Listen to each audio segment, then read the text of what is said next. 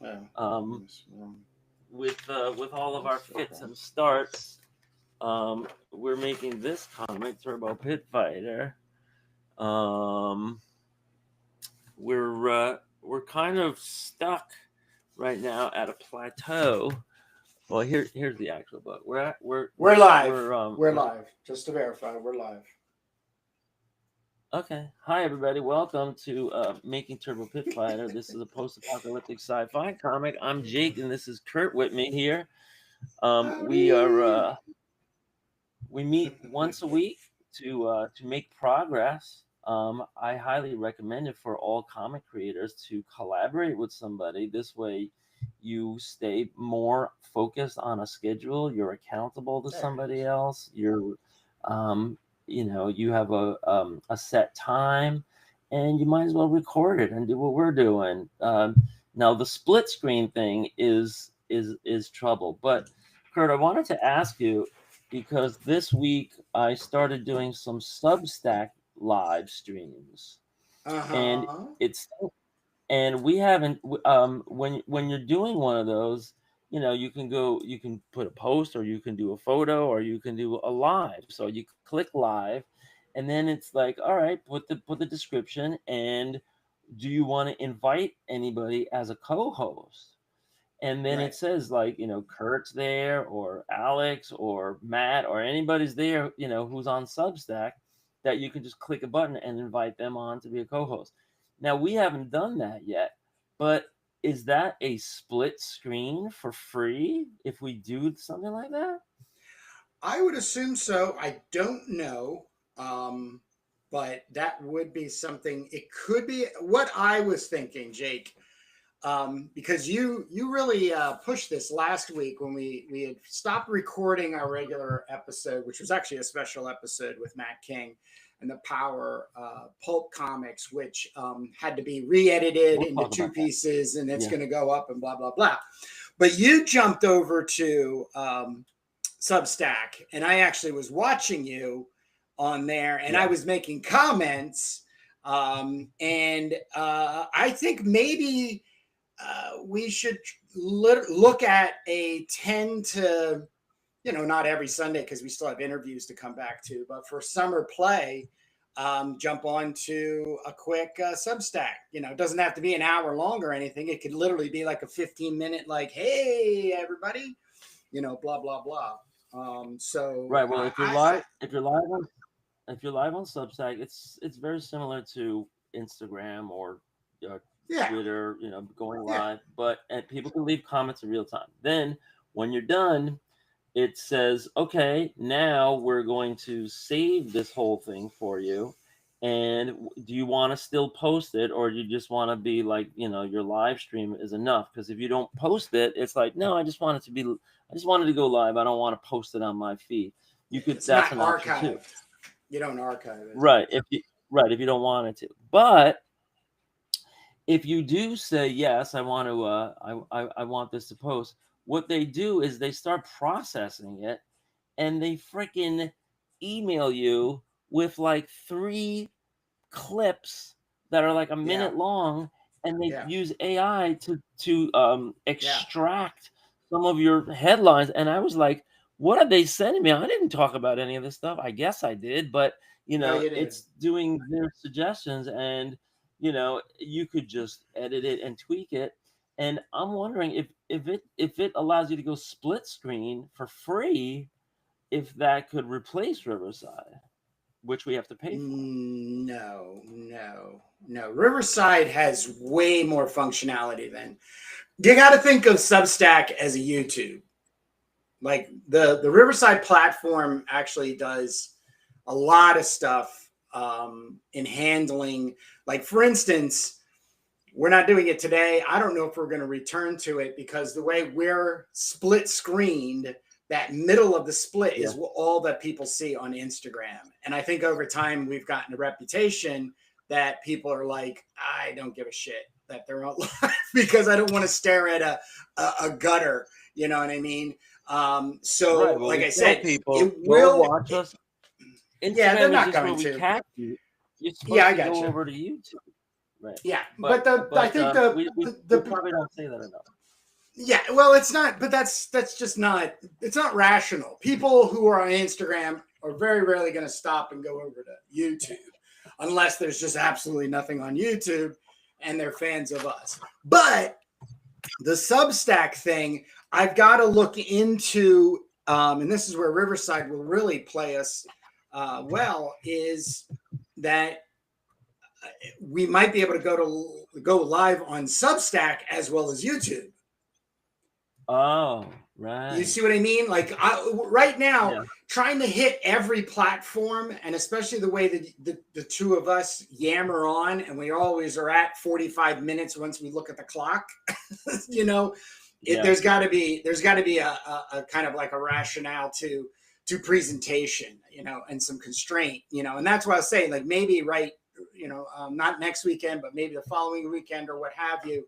You know, we'll finish our regular live episode here on YouTube, and then jump over to Substack to give another 15, 20 minutes and stuff. But yeah, we're figuring Right. it Well, out. I mean, it's yeah, it's a really, good point it's awesome because Instagram has been delivering diminishing returns, and for I also everybody. tried out Twitch.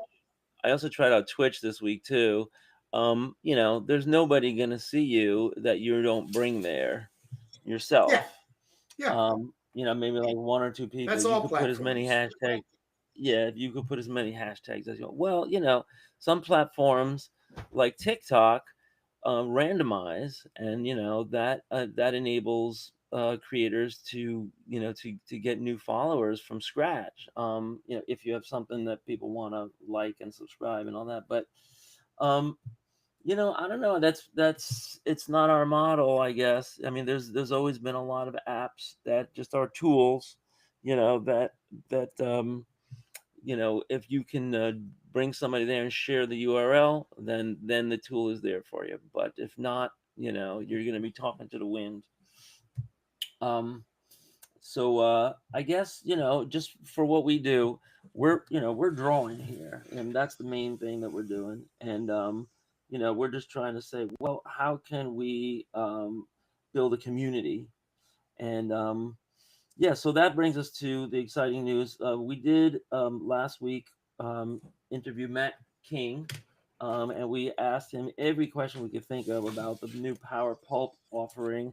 But then this week I saw that they were covered on Comic Tropes, and Yay! Thank you, and Chris. they had a real right, and it was kind of it was really positive because Chris from Comic Tropes was just noting that yeah, the indie publishers are the ones that are left out right now with all of the diamond mess going on. And so, this is the perfect idea for right now. And, he seemed to wish all the luck in the world to, the consortium of indie creators that Power Pulp represents. But if you're just tuning in, Power Pulp is a collective of like 13 or 15 indie comic publishers that are all shipping their wares to one central location for fulfillment. And this way, you can, as a comic reader, collector, lover, you can browse their entire catalog and click as many comics as you want and only pay one shipping. And the comics that they're including are all really good. So that helps. So it's like a curation service and a shipping combining service. What's really exciting is if this catches on with retailers or dealers, people that do tables, at cons or whatever, and they want to start ordering their bulk, shipments, they can save a ton of money too. So that's the model. It shouldn't take more than 3 minutes to describe, what they're doing, but they're just getting off the ground and they're planning on expanding, so it's all good. And we really wish them the best. And Kurt, if you're thinking what I'm thinking, it's like once we have our product out, then we'll try to get in with those guys, right? Yeah, I mean, but to be kind, I don't expect anything from them. One of I just finished editing the split episodes of part 1 and part 2 that we had with Matt King last week. And as exciting as this venture is, it is an incredible amount of work. And I want to totally respect and give them the ability to deal with the 14 to 16 creators that they have, and allow them the breadth to be able to literally create a foundation, a process, something that's going to give them the ability to onboard people, but do it in a way that has, like right now, it's murky for them because they're not proven. Nothing's proven yet. And proof takes in business 6 months to a year. There's no way of getting around it. You've got to come up with all the things you're going to get jammed on, these types of things.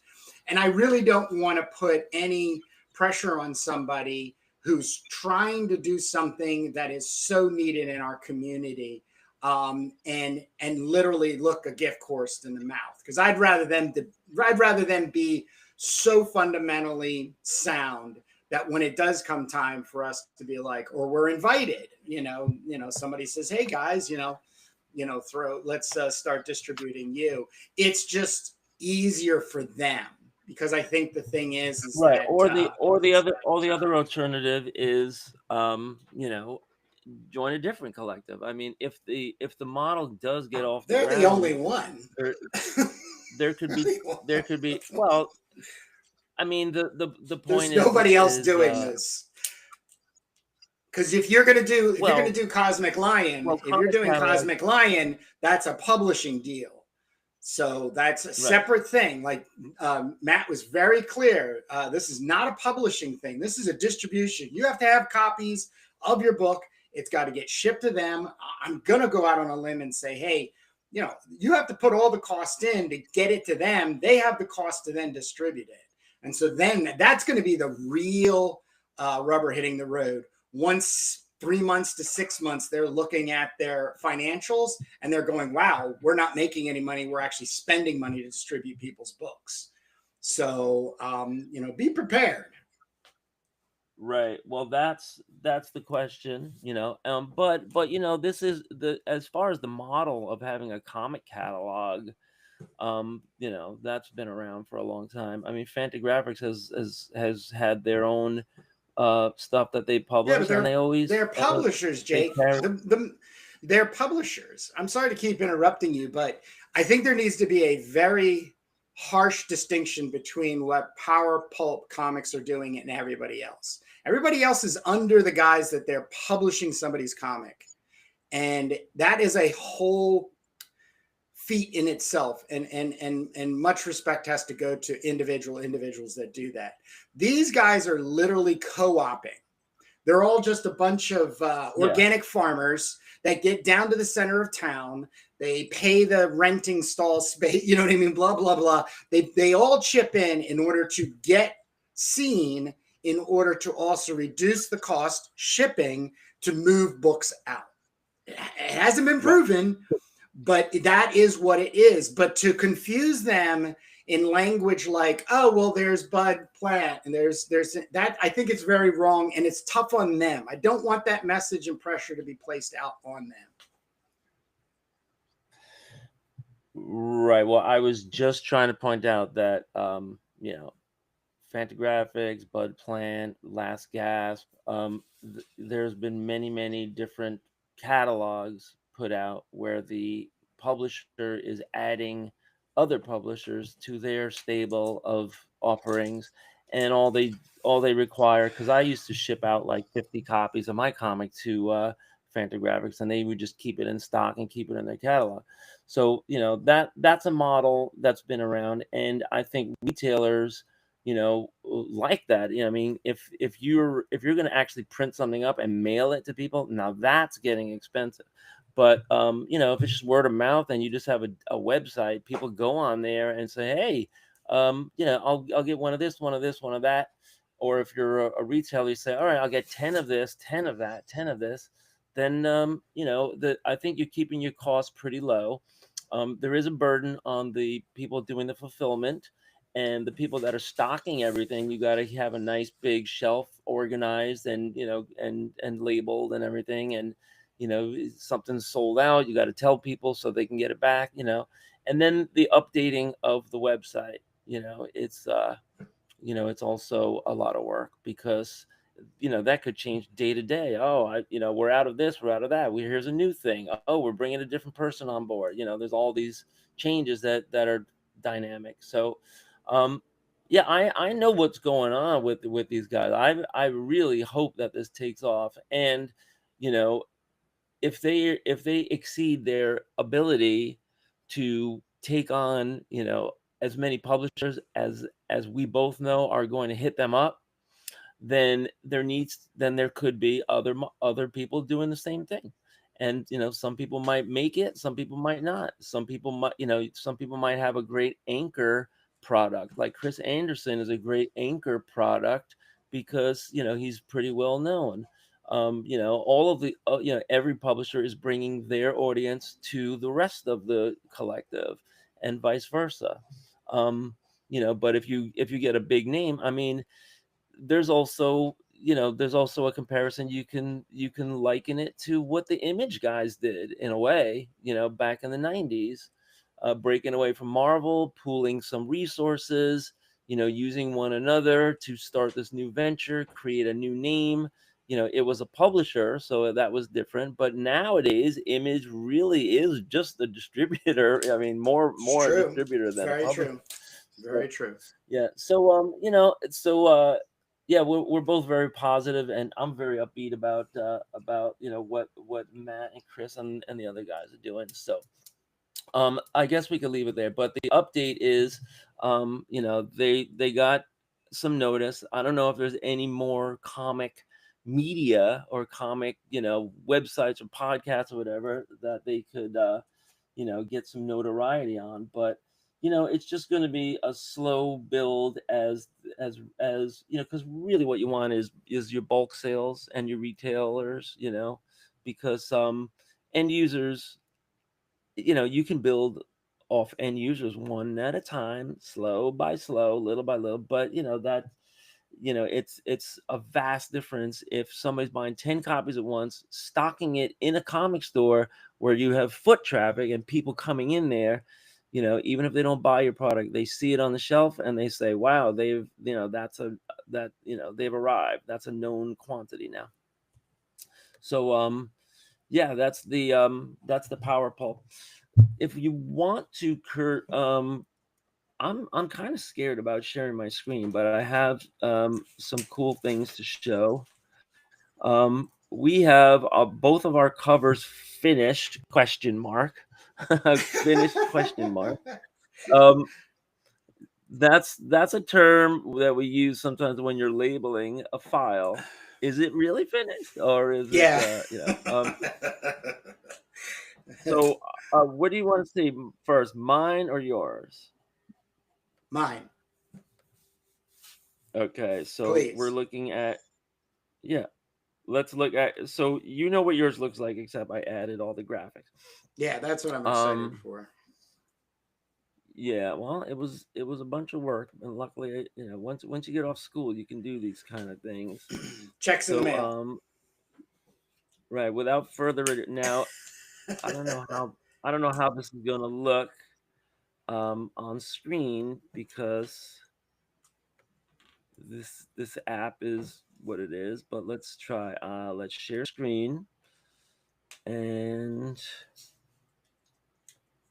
the drum roll here. It's share screen, entire screen.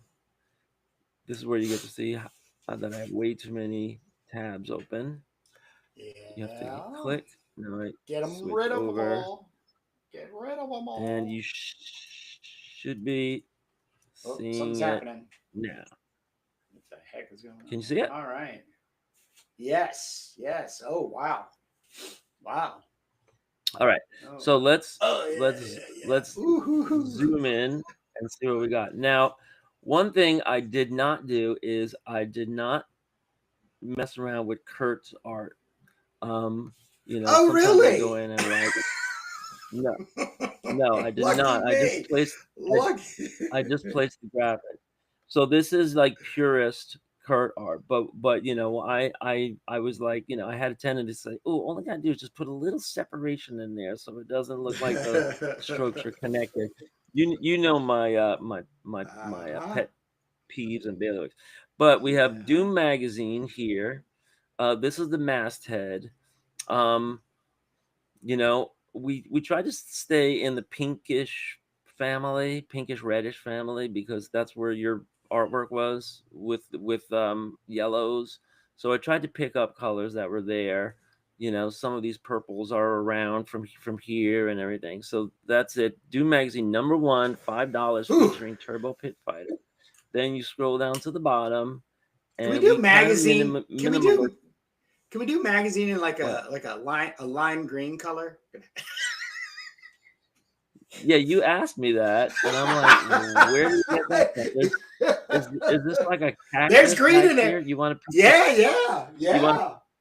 right? Well, that's not a lime green. I tried it in a couple of other different. I tried a I lots of love different colors. I love the yellow, Nothing, the Turbo nothing Pit really. Fighter yellow. Right, right. I was maybe we want to pump that up and make it a little more goldish than yellow.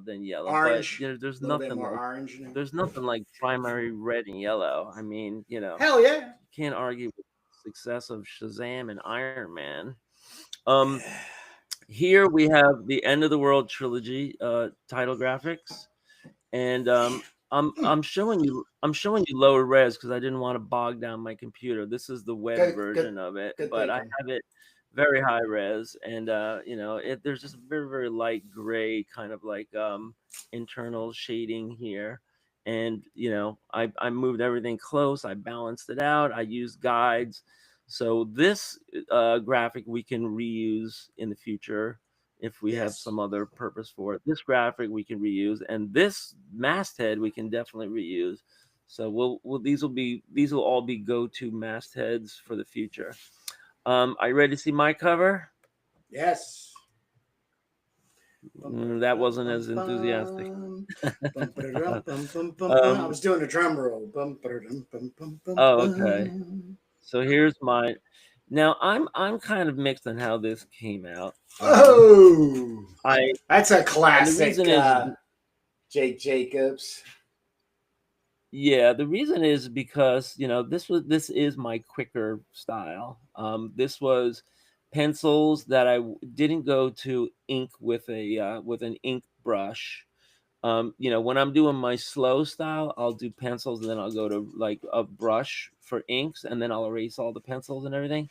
What I did here is I just grabbed a pen. I just grabbed a one of those High Japanese C's. brush pens. Oh no, the bro. No, Okay. well, yeah, the high C's are probably in here in the shading and in the hatching, but we got Doom magazine number one, $5. I added the Doom magazine's logo. We didn't put that on yours, right? I don't believe Is so. I there did a not see is there it. a place? No, is there a place for it here? Sure, sure. Either up by Because the knees on the her left knee, her left knee, like up here. like to the left. No, her left knee. That's her right. The other side. Oh, That up space here? there. Yeah, that's nothing. I mean, either No, no, side. I wouldn't cover this. This is nice. Huh, thank you. You know what I would say if we are gonna do something like that is go back to the layers and then make this Doom magazine smaller here and then put it either on the left, which will probably make a gap, or the right, which is where I have it on What mine. about go? Yeah, yeah, yeah. I don't know. It might actually work on the skull, on the jaw skull there. That's pretty grayed Here, out. yeah, Yeah, it might be. put It it might down be a. here. Yeah, I mean, just give it a shot. You I could don't see why not. you could just you could move this $5 thing somewhere else. Hell yeah. It's usually up top, but you want the number one. Like I would say, just squeeze the whole thing horizontally to the left, and then just put it Yeah. in on the right. Right. Um, Yeah, but you'll let me know if you want that in there for sure. But anyway, Okay. I put it in mine. I have this kind of like marble bar going across the top. Um, yeah, and so this is kind of my clunky junky style where I just like, go for it. Sometimes when I'm making a poster and I have a short amount of time, I just go straight to black pen. I do the Gil Kane thing. Um, and that's it. Just turbo. She knocked out some guy. I did introduce the radioactive peas. This is like the first chance we get to see some radioactive peas that are spilling and catching fire and everything. So Oh we'll have to yeah, yeah. talk about the danger of that. But and I also noticed that her gloves. Let me see what you did with her gloves. Yeah, her gloves have a split. Right, you did it right, but I didn't. I just made them all blue. There should be a split here, a gray line. I can still fix that if I wanted to go back, but we want to go forward, not back. Anyway, I'll stop sharing. Oh, and wait, I should have. So I'll share again when it comes to the B movie. I want to show you the B movie that I saw, and I have all the poster art. But yeah. So we have our covers done. That's great, right? Yeah. we can move, we can move on from the covers. You had the idea of let's make them color this time, or maybe Alex had the idea of let's make them color this time. So that's going to be a little bit more to print for the quick print shop. But they say color sells. The advertising business, there's always been a motto that color sells, color pay. It always pays to be color.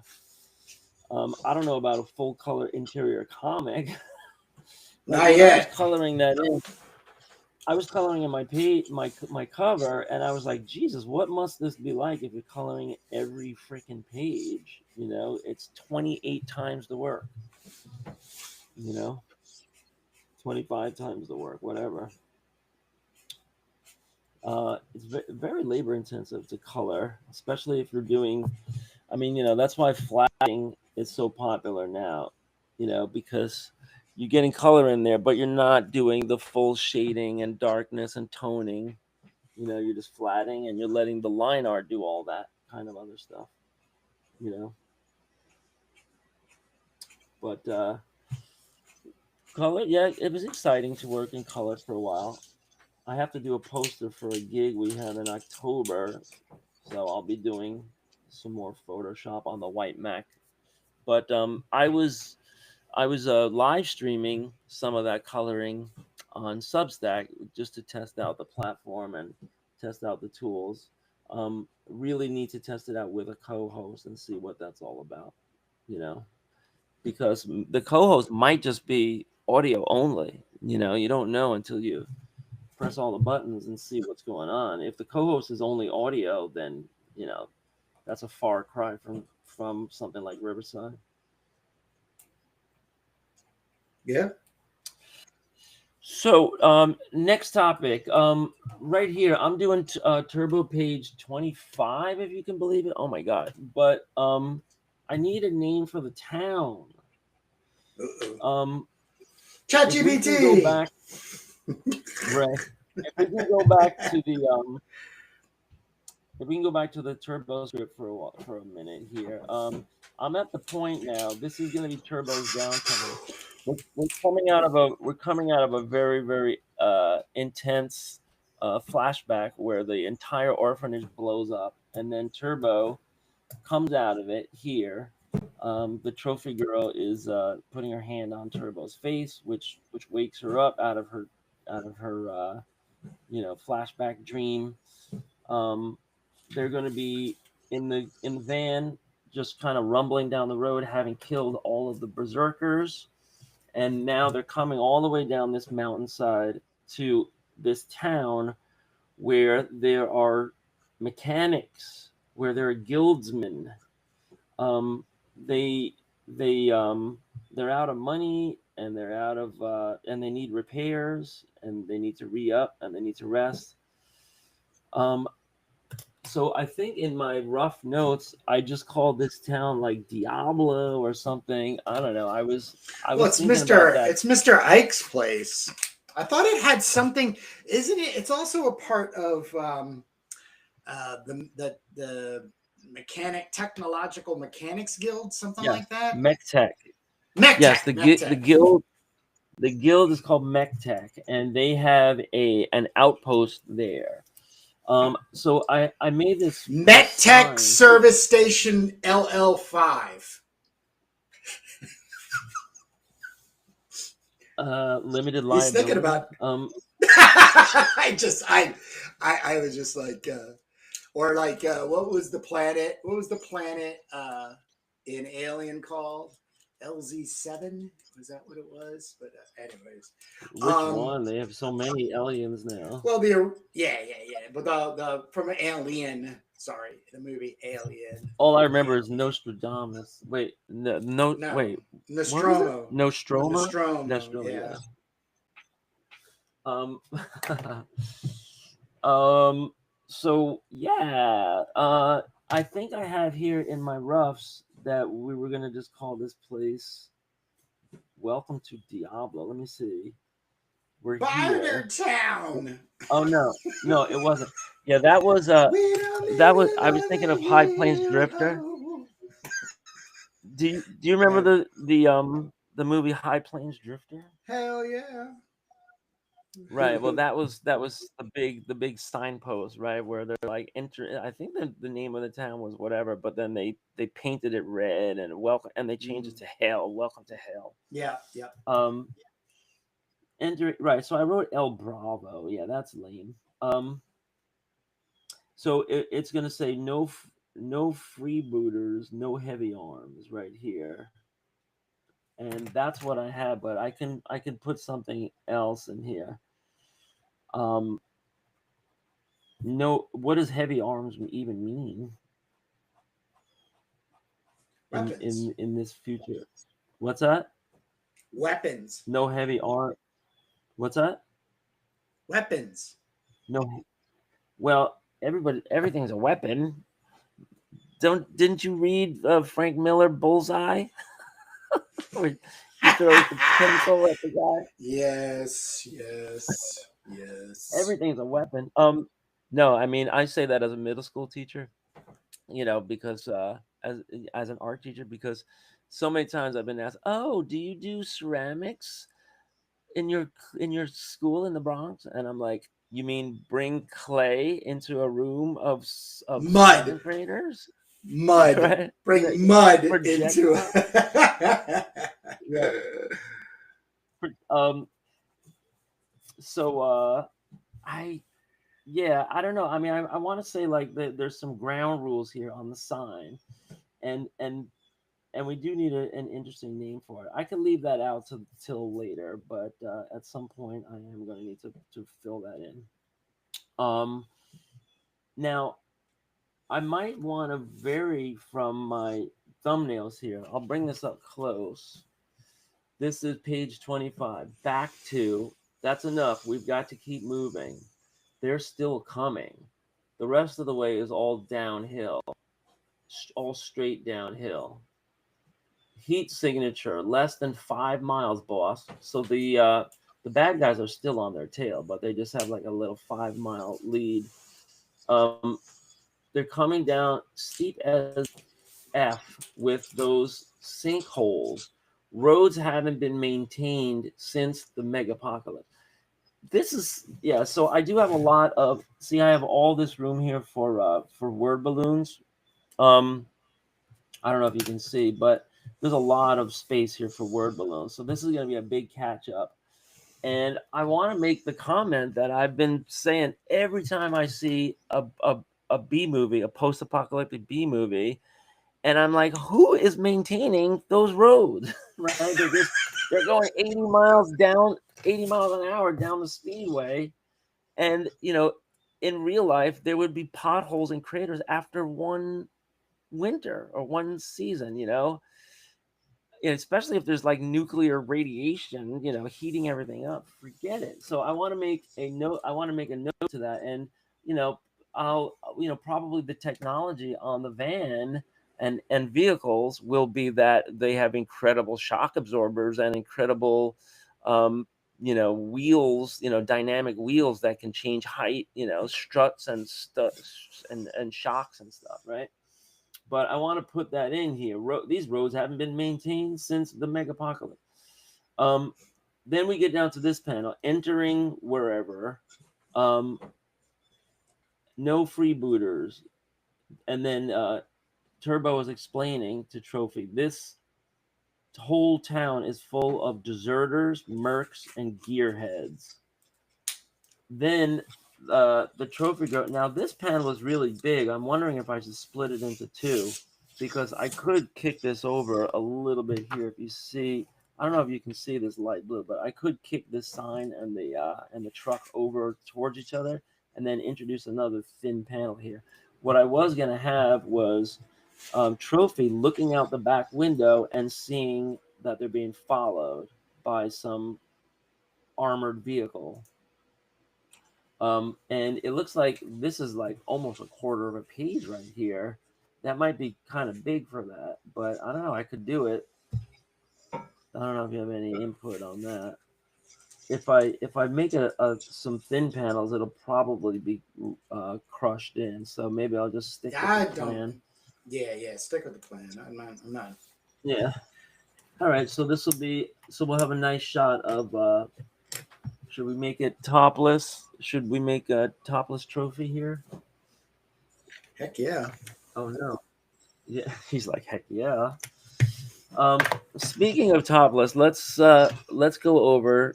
I'm gonna share my screen again, and you know that book that you guys bought me? I keep forgetting the name of it. It's like the uh, the ultimate compendium on post-apocalyptic movies. Yeah, I it was think Dan you Snoke. and Dan Snoke and I did. yes, and yes, you and Atomic Dan Snow. Books. So this is the gift that keeps on giving, man. Thank you so much for that. I'm only on page 4. So like I read a page of text, and the next thing is like it mentions like 5 movies that I want to see. Of And course. so I just picked one, and I'm going to show you the posters for it, and I'm going to tell you about this great B movie I watched. And when I say great, I mean bad. Why is it? How come I can't Yes. scroll down? This is the top of it. Oh, The what the hell? Sisterhood. Oh yeah, Yeah. yeah, All right. yeah, yeah. It's on my So list these too. are some other Lynn posters Holly of it. Johnson. The Japanese, Oh, right? it's This so is a good. big mistake when they show you the actual stuff. This is what you want, and you want to have like the That's the big Boris Vallejo poster or whoever.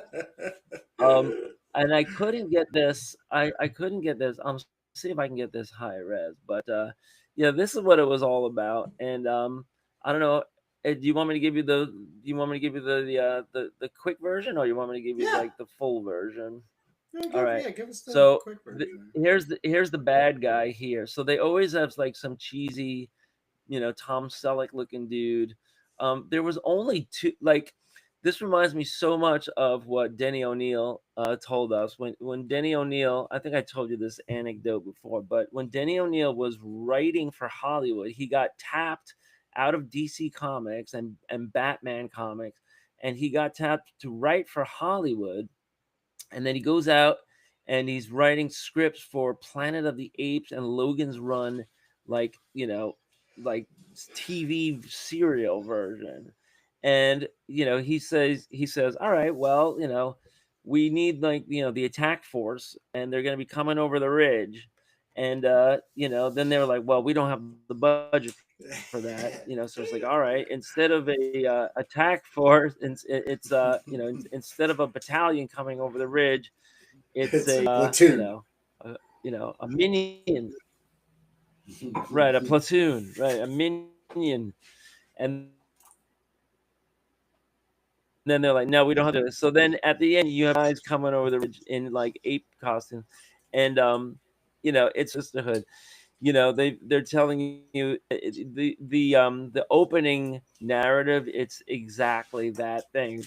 There was a new. It's just a still image, and they're like, there was a nuclear holocaust between Russia and the U.S. And after that, the sisterhood, was trying to create peace in the world, and that's the whole setup. And then you see two chicks coming over the ridge in horses, and I'm Yep. like, that's it too. So, and here they are, this one and this one, and so they're doing all the heavy lifting in this movie.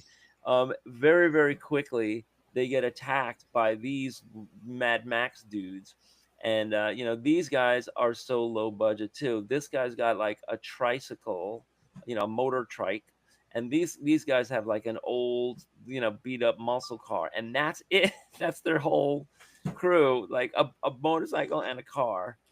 And so they attacked the sisters, and the sisters repelled them, and with swords, fighting. They have capes and swords. They don't get these. They don't get these heavy weapons till they find the cache later in an underground bunker. But they it is so cheesy. The action scenes are so cheesy that you're waiting for the women to just hurt themselves, like hefting these giant prop swords. Like that's how bad it is.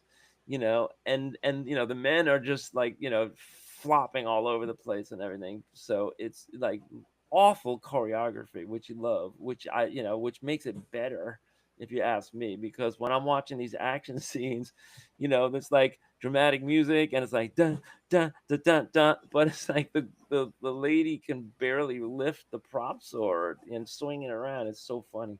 And they're then she kicks him in the midsection, and then he's like knocked out. Like, Heck yeah. come on. Hell yeah. Anyway, the sisterhood. So I'm gonna give this my usual recommendation.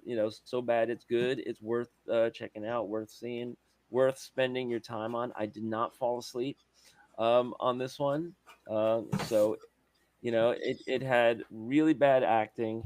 I think there was one actress which you see her in some other movies too, but mostly like complete no names.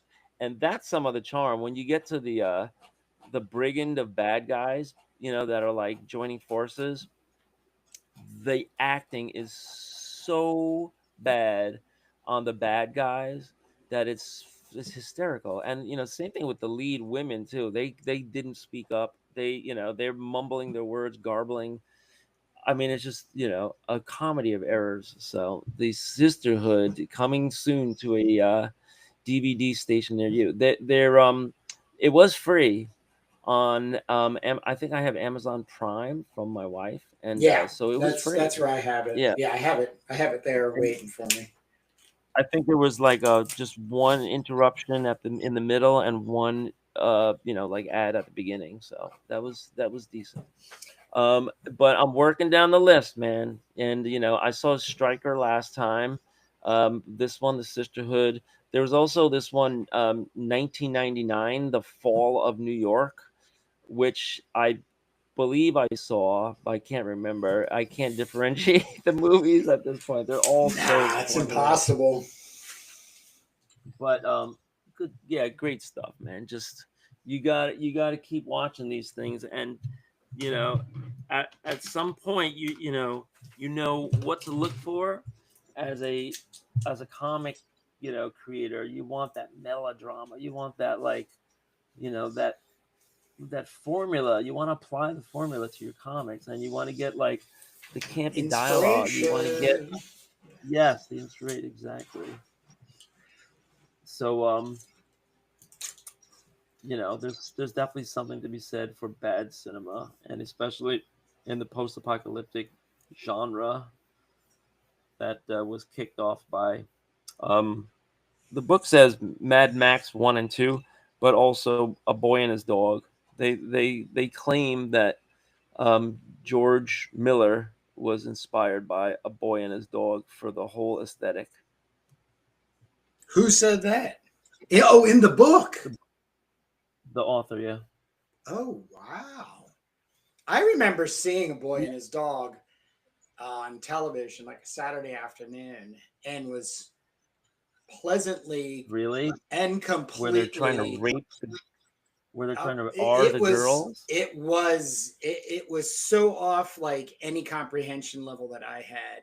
But I kept like I was like Don Johnson, he's on my show, Miami Vice. You know Yeah. what I mean? It was one of those things. And just stuck with me. And I've probably watched it, I don't know, 5 or 6 times. And I love it I love it more each time I see it. And Who yeah, wrote who wrote who wrote it? I know Richard Corbin did a treatment of it in the Harlan comic. Ellison. Harlan Ellison. Harlan. And the Yep. comic comes out before the movie, right? I believe so. I believe so. It's had many Vic adaptations, I think. Yeah. Vic and Blood, right? Yes. Yes.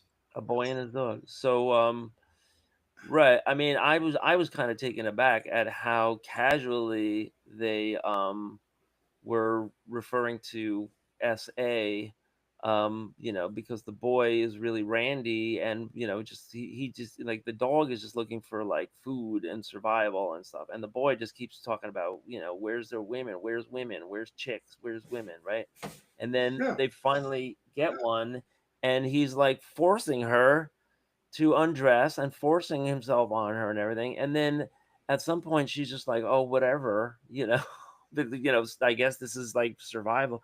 But you know, I'm just looking at this in the 2020, prism of like, oh my god, Yeah. We've Yeah. definitely come a long way, but it's pulp. It was definitely designed for boys and men, young men. This is still that time where you're looking for some jollies.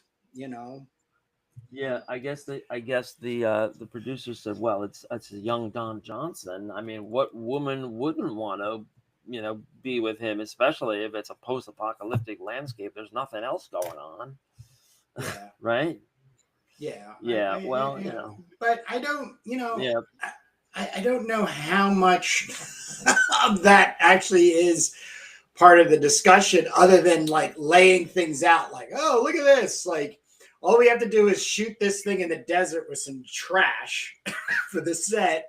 right. More trash, trashier the better set. This guy, Don Johnson's on the up and up. And I think this is his either Well, he was second or only he third was only a movie. kid. Yeah, but he had done a Oh, movie called the Herod Experiment.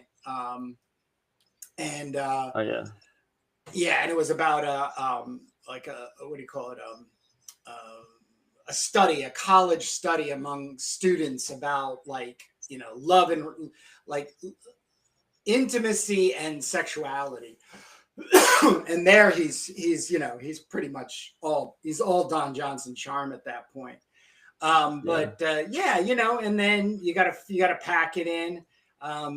The ending I think is even way more better because it's that similarity to Planet of the Apes, where they go, where all those nuclear wasted people, and they're living within this kind of cult type of thing. And in the Boy and His Dog, I think a young girl leads him down into this place because they're, I think, sterile or something. oh yeah, yeah, It's right, all right, right, and then right. Then you go into but that they're whole all like fantasy. Amish. They're all dressed like Amish and everything. You know what I mean? Like they're like old school farmer type people. They're trying to Forgot keep that that part. idea. Yeah, but then Yeah, that's what I mean about the movie. You just keep thinking about the first half all being Road Warrior. You know what I mean? Like, oh wow, man, right. it's just a whole bunch of desert and junk and guns and people running around whooping at each other and blah blah blah. But it's a social Right. They get into that. satire. They get Yeah, into that. yeah, Right. And there's also a really big emphasis on procreation, right? And yeah. that's something that we have to incorporate. We have to think about too in our end of the world timeline, because if there is an all-out gender war, women still need to get babies. Both sides need to I get babies. No, And I the, go ahead. Go ahead. I'm sorry. Go ahead.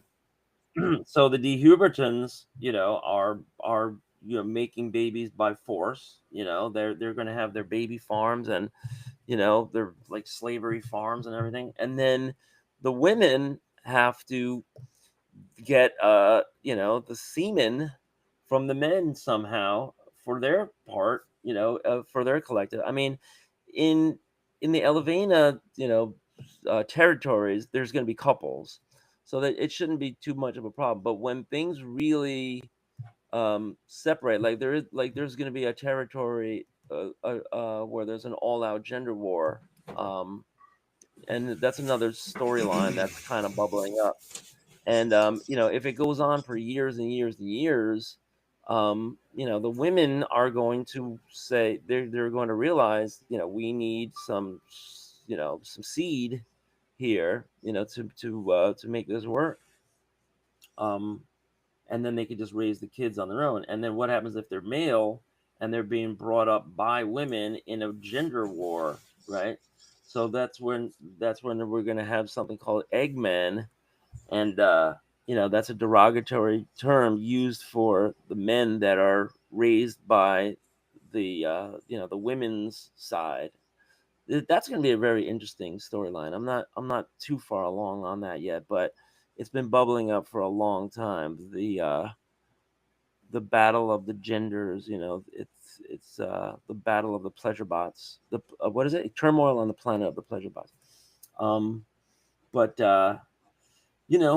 by the time Turbo's around, it doesn't seem to be families at all, right? Like after the mega apocalypse, um, it's no place to raise kids. So we'll Well, have I to think talk it's about that. also it's also a point where once the social constructs are challenged, dismissed, or otherwise destroyed, then we revert back to clan dynamics.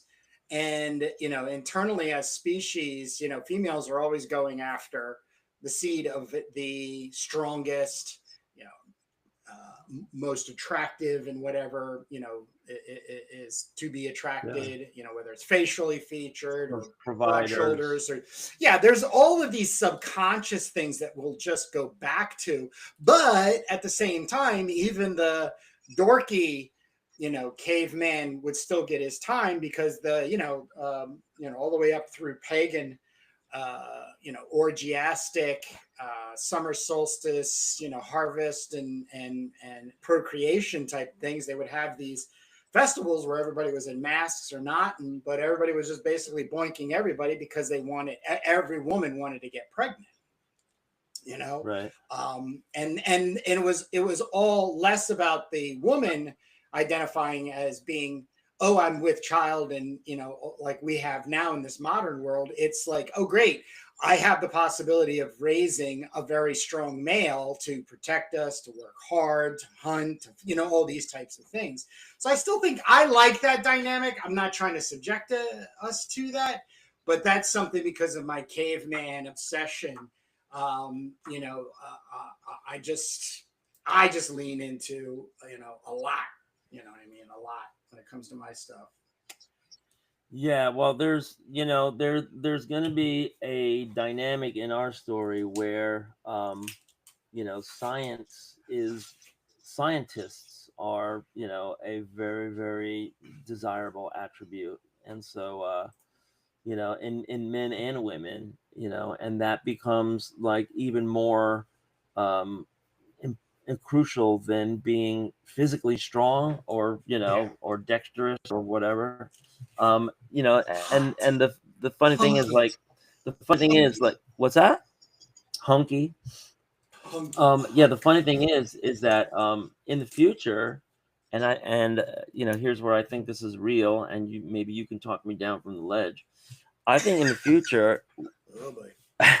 we're going to have resistance suits that are powered by AI, and all you do is wear the suit, and you become peak workout for muscle and aerobics and everything, because the suit just offers the resistance and everything. It's like wearing like, instead of going to gym and doing Nautilus, you just wear the suit and just walking around and lifting things, and just you know it will condition the wearer so that they will have peak muscle development, and then the rest is just about nutrition. So Elevena is going to be put in that suit by her mom as a Terra, and she's going to feel trapped in it. But by the time she's like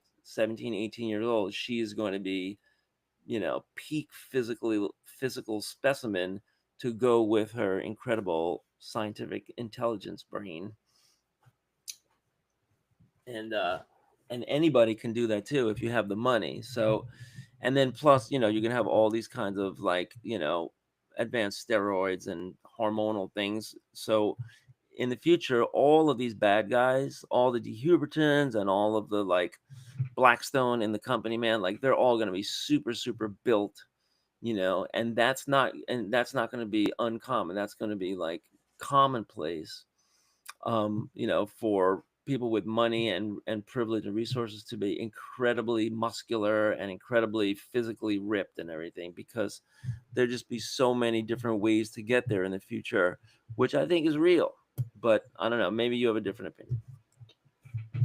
I would just like to add that the suit will also have technological advancements for, like just to pair it to, like, access to information through a Google network.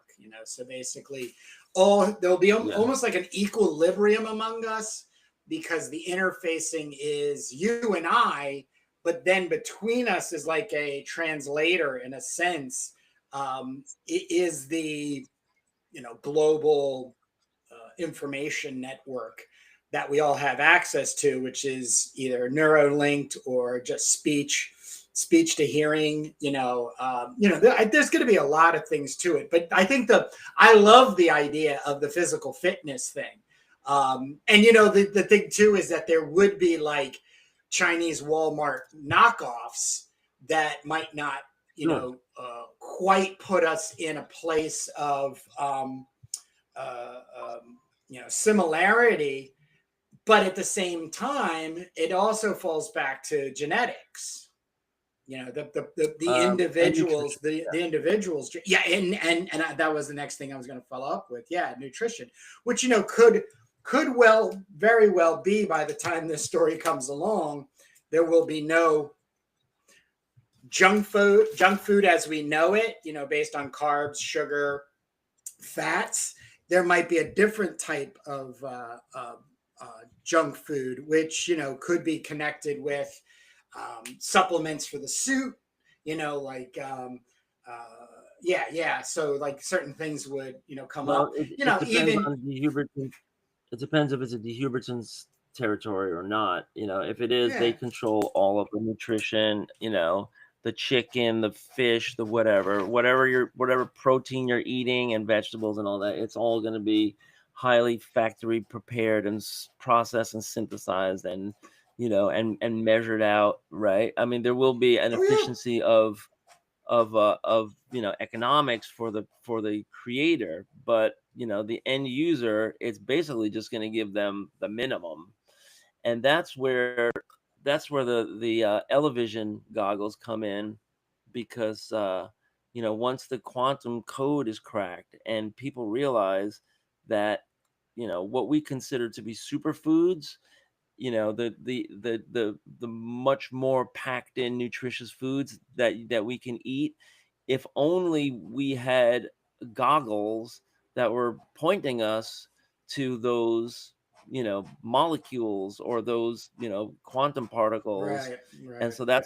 that's what the Elevision goggles are, that are invented by Elevena. You put them on, and it not only tells you what food and water is beneficial and not beneficial, so there could be like red light, green light, or air itself, right? Because just Yeah. breathing air. Now, one thing I wanted to just plant in your mind, we can talk about this at a different time in more depth. But something I wanted to plant in your mind was the idea of royal jelly. Do you know what royal jelly is? Refresh my mind. Okay. So royal so in it's fascinating that in the bee world, that there's this queen, and like, she gives birth to all the eggs and the drones, and everybody supports her. They all defend her, they rally around her, right? And it's all about this queen. But did you know that queens are not born, they are made? And the once a queen dies, then they need a new queen.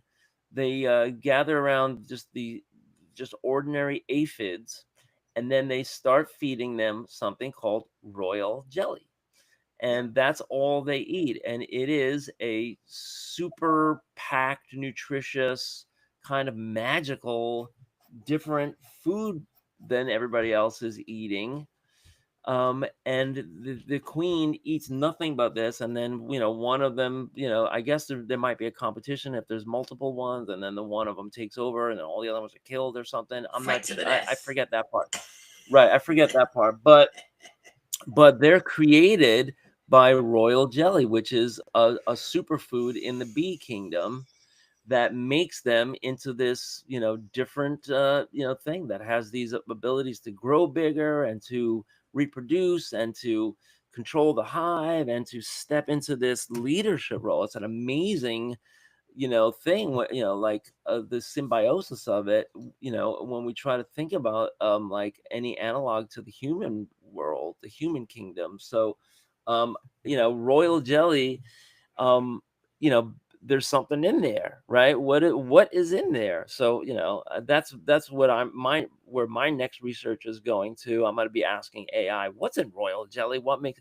And then I want to break it down to the molecular level, the atomic level, the subatomic level, the quantum level, and then kind of translate that to my television goggles. Because I do think, I mean, there's no doubt about it. If if you're passing by, you know, uh, a car on fire, and it's an electric car, and the battery is on fire, and those fumes are going up into the air, and those fumes go into your lungs, you're taking years off your life.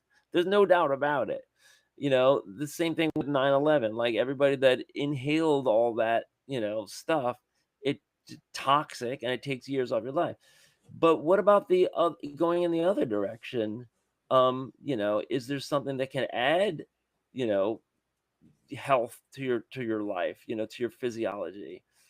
And there clearly is. There's fresh, clean oxygen, but then there's also these things that are in superfoods, and there's things that are in nutrition boosters and medicines and all kinds of different elements in the world that that if you only knew how to avoid the bad stuff and go right towards the good stuff, you might do things differently. You might live in different places. You might, avoid things. So that's what the television goggles are going to be for. When you put them on, it's going to be like, go left, don't go right, don't go over there, eat this right now, inhale it, drink it, or lick it, or, whatever. It's just going to be like a guide to beneficial quantum particles, because they're going to be able to, they're going to be able to identify it. And the funny thing about quantum science, as you know, is that it isn't so much about what is there, but it's the potential of directions that something could go. So that's going to have to also be built into it, because quantum mechanics are not straightforward. It's very, very complex, with probabilistic nature of things, and measuring things. The act of measuring things changes the state of a particle. It's all amazing shit. But yeah, I mean, and just for our sci-fi purposes, we're just gonna have a lot of these interesting kind of things where there's going to be a competition for these tools, right? Like these resistance suits and the television goggles and these ocular implants. They're going to have mechanical ones, and they're going to have like hardwired ones that actually replace your eye. And they put you on the path towards being able to identify you know beneficial versus harmful particles every day, all day, 24/7, and what that does to people's bodies, right? That'll make some people extremely fit and healthy, and you know like active mind, incredible intelligence, all that. And can't wait to lay it all out in our dystopian future. But the scientists are going to be the ones battling it out, because scientific knowledge is going to be such a crucial factor. you know Game so changing.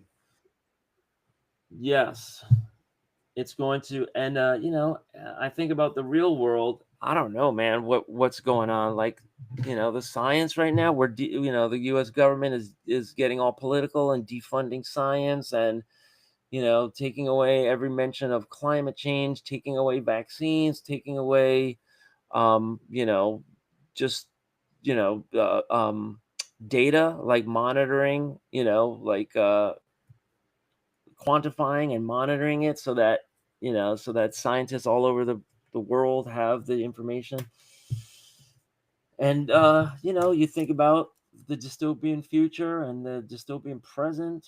Um, Science is going to be a really big part of it. And, the people that, I mean, right now you got the race for the quantum computer, right?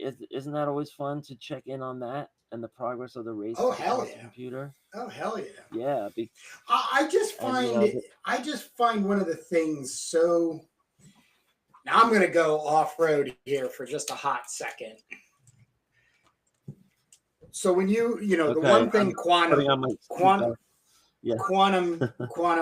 quantum mechanics look at is, well, I'm kind of, it's the whole idea is everything in our space, our world, is only relevant to somebody observing it.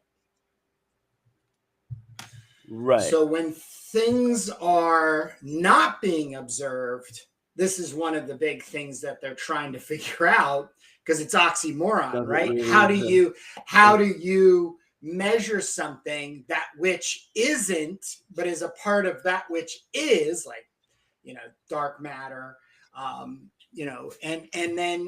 then watch it be a part of the whole reaction in this world. So you take something like, oh, I can't imagine what's going to happen when quantum computing gets us to, well, where, like, the ultimate is to have all this explained to us.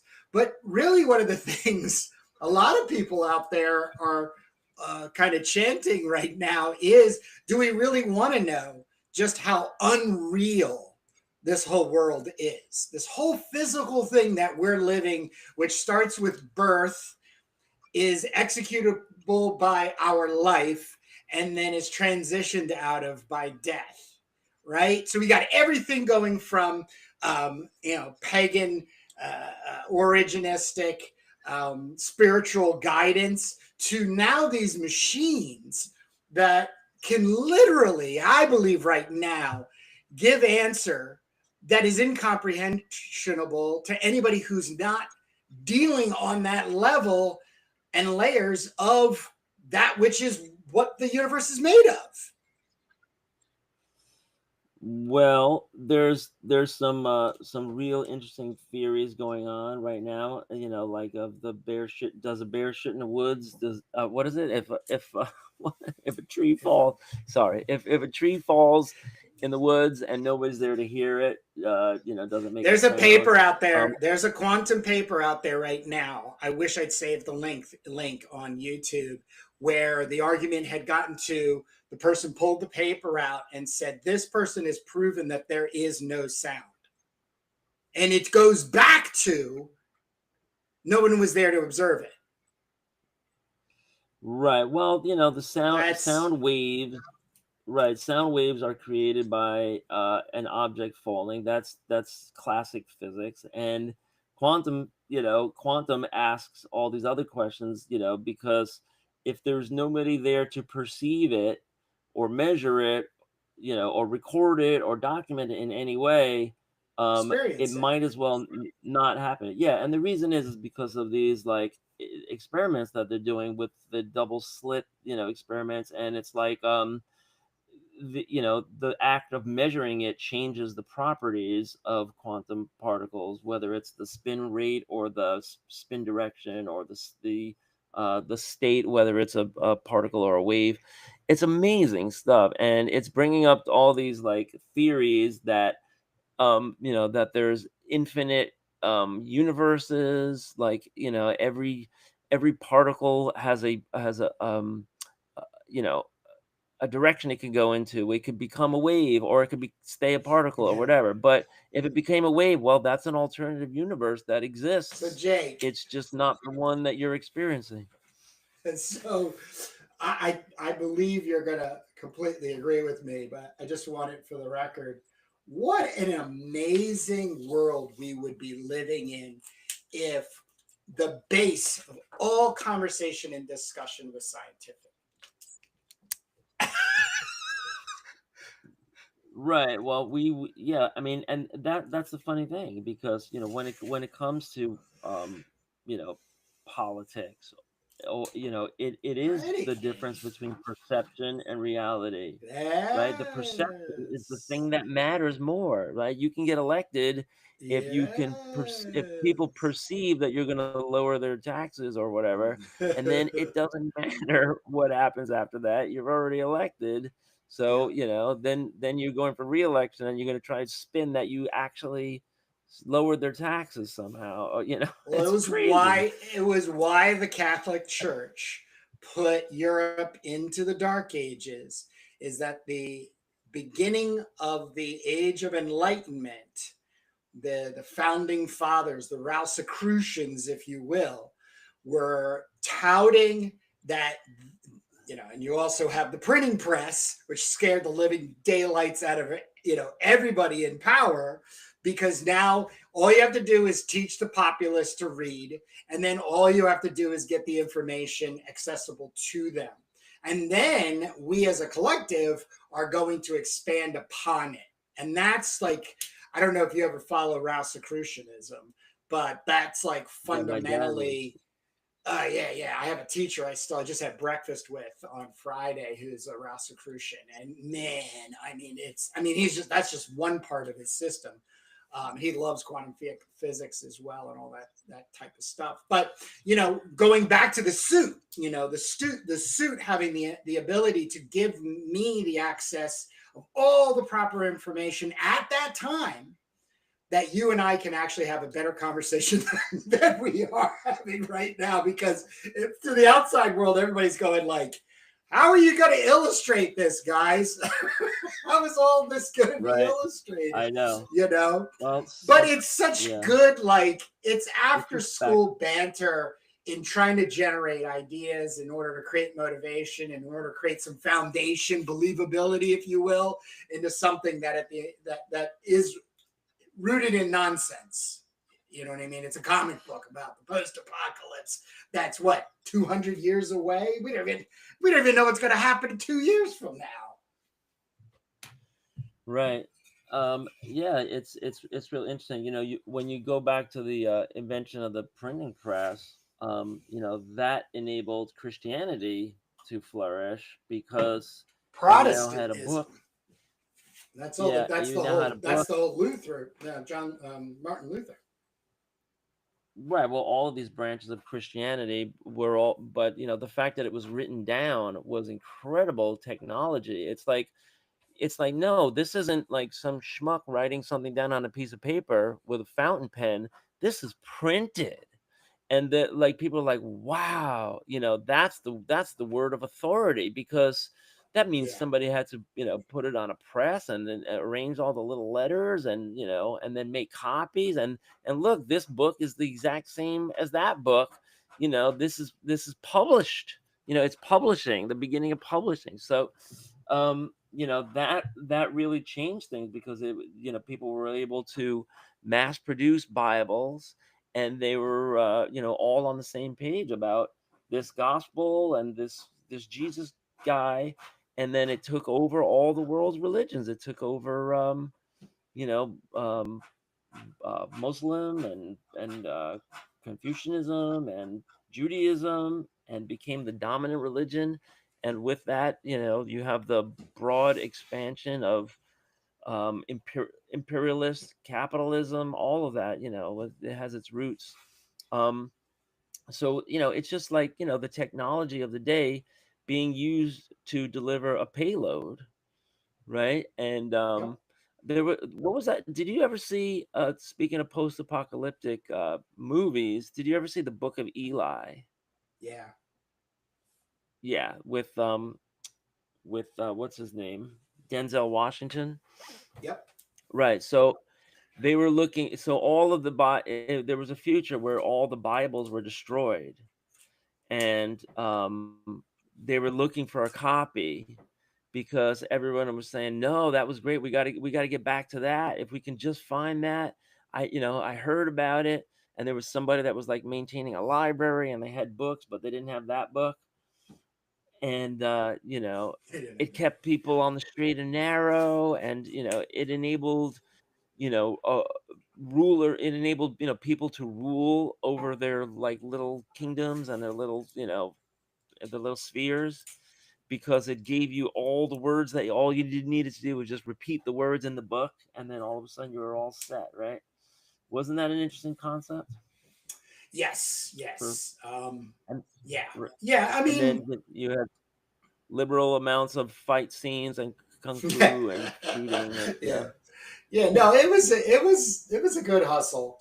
Yeah. I mean, I think the most exciting thing we're on the verge of is being almost seamless to information, and then leveling up your game to be able to discern information, and then ultimately be able to openly have conversations with one another.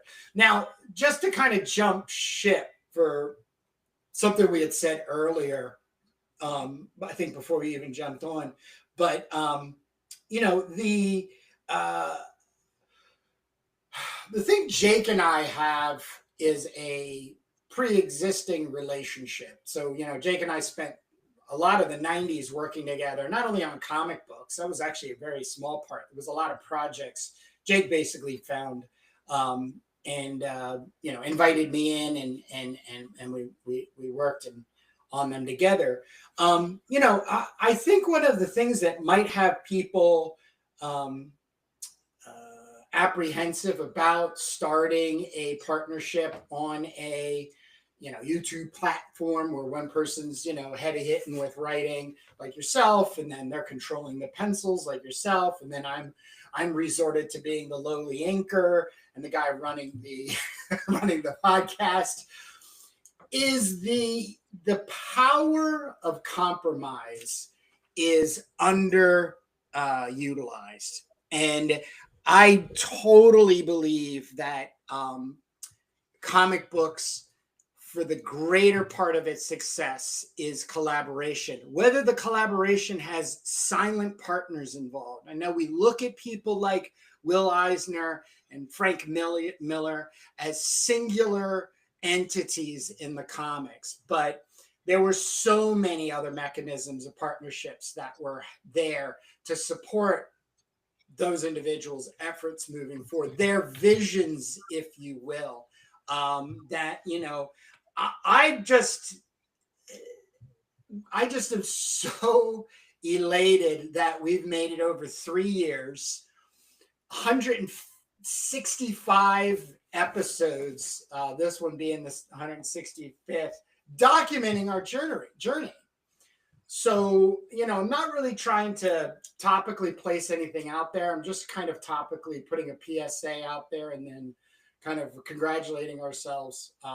But if you are out there struggling as a creative, and this is not only just for comic books, but I'm assuming the majority of people are comic book based, is it's easy enough to ask somebody to partner with you. But I think the number one thing that always has to be kept in the front, if not dragged to the front occasionally, is the power of being able to compromise and keep moving forward. And if you're just starting out your relationship, just be aware that you're going to have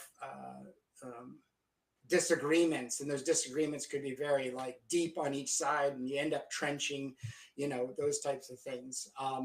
But as I and Jacob discussion off camera, I think even on camera, this whole project is based on escapism. It's the moment this camera comes on, or the time that Jake and I have afforded ourselves every Sunday, is to jump into the world that we're working on, but also the passion of wanting to create things. And I cannot be corny enough to say that these days always bring me back to being an adolescent, running around in the woods with a bunch of friends, and coming up with, characters and situations and games and stuff, and just letting the imagination go. So, we have a lot to get done and accomplish, but I think the greater thing that we are accomplishing is just the example of, you can do it. Two people can get together, or one person could be the big mouth and visual, part of it, but there could be somebody in the background that's helping you with other things, that they also want to grow in. So I just wanted to put that out there. We are almost at an hour and a half. Doesn't mean that we have to stop, but I just wanted to bring that to light.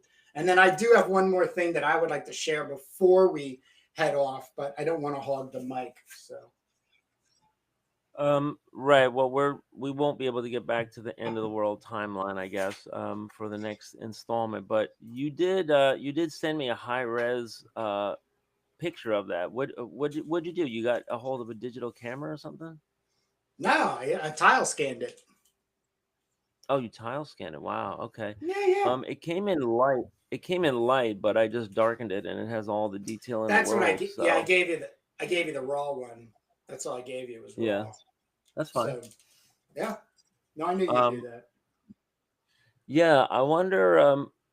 I don't know. Maybe we'll publish that at some point in one of these Doom magazine. You might have to turn the book sideways to see the whole thing, but I don't know. We'll see. Well, I've got to do an inked But version of it. yeah, I mean, I think it's just great to have at cons, so you could just point to the characters and say, well, this person does I this and this agree. person does I that. agree. I mean, even Yeah, posters but too. right, yeah, that could be a poster too.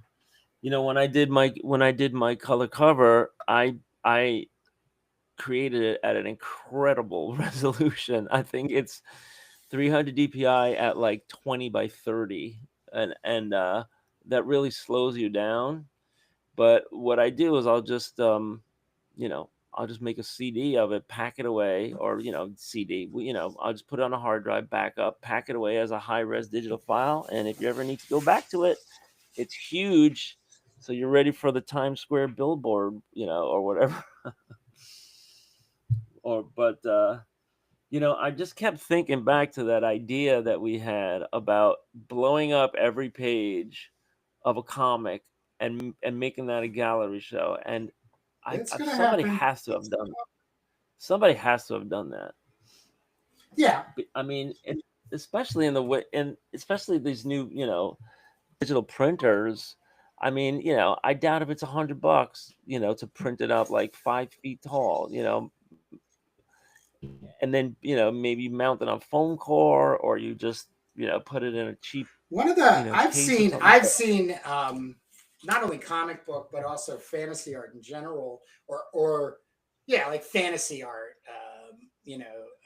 where they do a limited run of prints, and then like there might be like this amount of space of white underneath the image, and then there's the sign, number, date, and then the signature, but then like down in this area each one has a remark, which is like a pencil sketch or some kind of like ink drawing and stuff like that.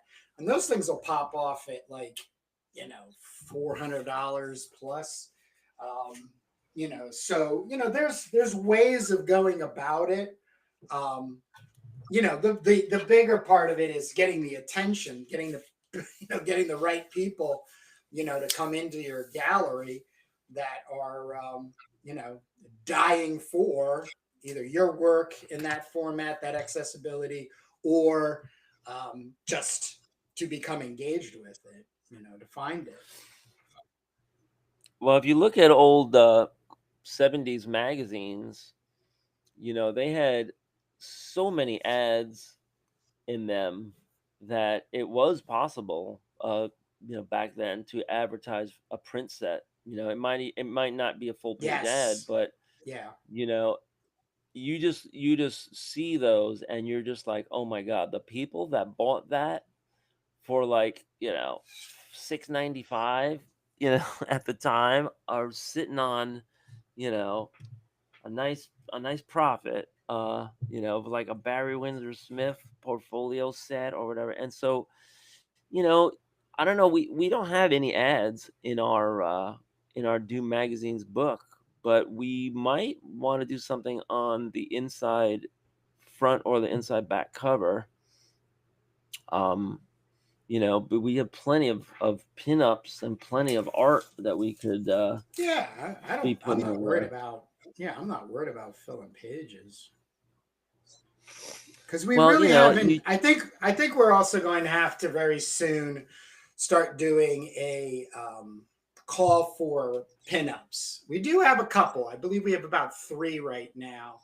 Um, but I would like to kind of place it within a time frame, maybe the month of August or September or something like that, where it becomes a lot more than just, hey, do a do a pinup of Turbo and you know get printed. It's more like, come on our podcast with Jake and I, promote yourself, and on top of that, work on your right. um it's like Noah did. That was the idea I was getting, was, um it's just, there's so much more Oh, that value. Huh? that brings up a question, about cross promoting. Um, we don't have any ads planned, but if we did, we would want to cross promote. We would want to cross promote Crom. We would want to cross promote random Yes, access. sir. Yes, You know, sir. and Yes, sir. any contributor, that I mean, Yeah. Power Pulp, would be something fun to promote. But Yeah. that's one thing that we didn't ask Matt is, on all the new uh, publications that are going to be coming out, are people going to be putting in a Power Pulp ad in them, right? To make people aware I of the was thinking the same website. thing. Yeah. Yeah, I'm sure they will. It just makes I'm sure sense they'll while this want thing is a to. going. Yeah, while this thing is a going Getting up. concern, you want to hit and grow, and here's some free space to do that in.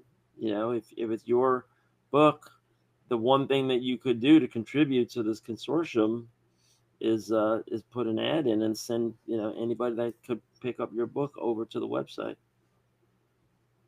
Yeah, because the attention But thing is still right up there with the distribution thing. In other words, it's just because you made it doesn't mean everybody's going to see it. And I'm just saying everybody in the comic book world. I mean, and I think that's most definitely why there's so much anxiety with us as comic book creators that is assigned to whether I'm in a comic book shop or not. But I make the statement in one of the videos, and I'll stand by it. The comic book shop is only 1/3 of your promotional value.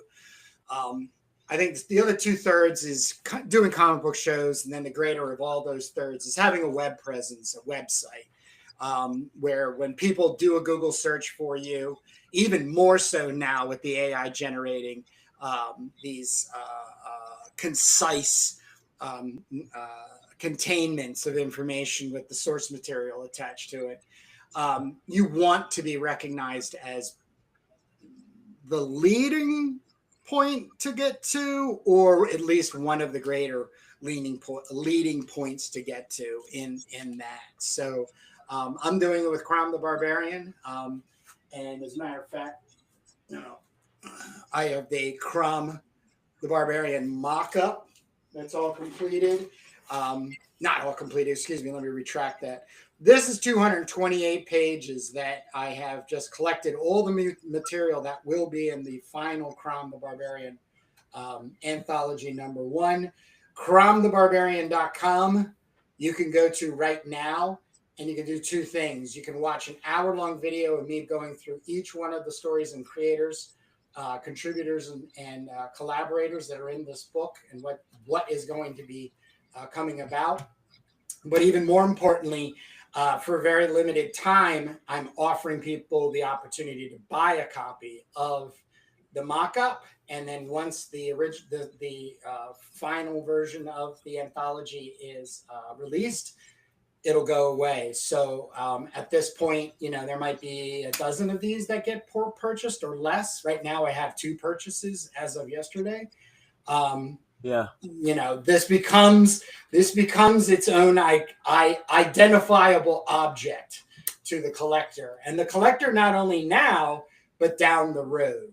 CromTheBarbarian.com and the character in public domain and being a part of Gardner Francis Fox is all by design from me from day one. 2013 is when I started this whole thing with Crom. And so that's all new material?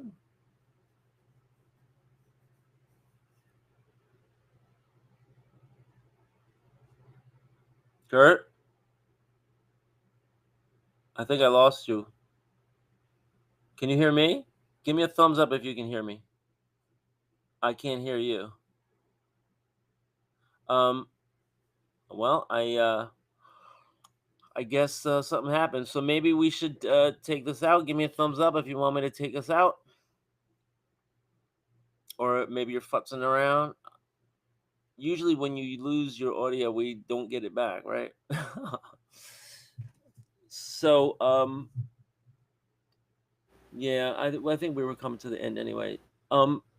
Folks, if you're interested in checking out our other channels, we have a lot going on. We have this for sale.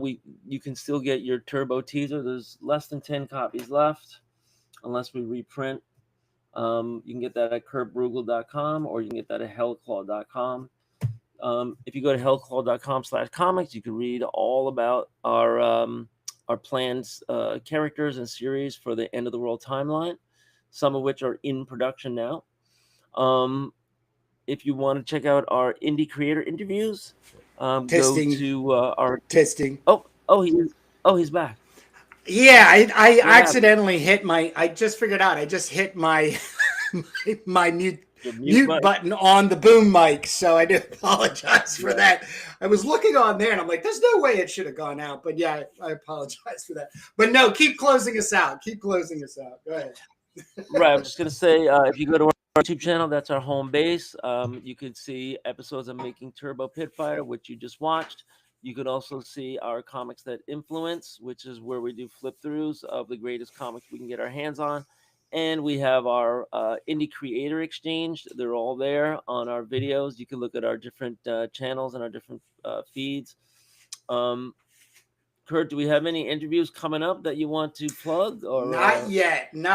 We are going on hiatus based on both of us have things in our. Yeah, you've got things going on. I have things going on. So, we're just taking next Sunday will be a pre-recorded episode, which was the interview with Matt King on PowerPulpComics.com. That's the part 1 that I put together, edited. Part 2 will get released the following week. I don't think it'll all depend on whether we are able to get together that Sunday, which I don't think is going to be an issue. The end of July, I have a list of people that I will start reaching out to start getting those interviews going. But we do give ourselves a little bit of breath. You more importantly, Jake, because you've just spent eight to 9 months of your life, teaching and working, and you deserve a summer. So to just bog us down, and we also like to try different things out and everything. We were just talking about in the beginning about um, Substack. So there's a chance that we could give Substack a try and add that to our repertoire. Yeah, But things are moving yeah, we got along, to see. people. We are moving along. Big, big question. Big question whether the co-hosts are on a split screen or whether they're just an audio voice. Right, So right. we're gonna check that out. Yeah. So we're definitely not gonna be here next Sunday, but the Sunday after that, I might be back up and running. We'll see. If not, then people, you can go to any one of our back catalog episodes and see.